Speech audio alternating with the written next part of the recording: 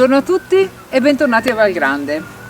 Oggi sono qua e sono nel prato davanti alla mia piscina, ma in realtà io non sto osservando la piscina oggi, sto osservando queste curiose montagnole di terra che sono, e posso chiederlo anche a voi se lo sapete, sono curiosa di sentire, ma tanti di voi lo sapranno.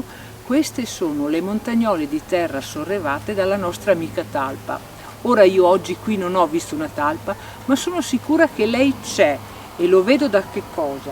Da queste montagnole di terra che è stata rimossa e che è stata mandata in superficie grazie al lavoro delle zampette della nostra amica talpa. La nostra amica talpa è un animaletto che frequenta le nostre campagne e costruisce una rete di viuzze e di piccole gallerie sottostanti che noi non vediamo.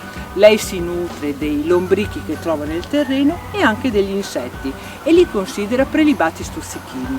Mentre io che cosa faccio? Che non sono una talpa ma sono Monica e lavoro nella cucina della nostra struttura per i nostri ospiti.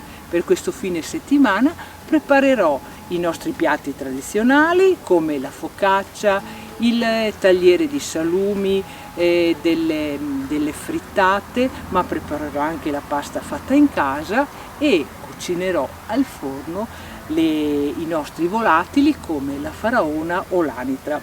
Quindi se siete curiosi di assaggiare gli stuzzichini che io preparo per voi, vi invito a prenotare il vostro tavolo o a telefonare per avere eventuali altre informazioni anche riguardo alle preparazioni vegetariane che si possono trovare qui a Valgrande.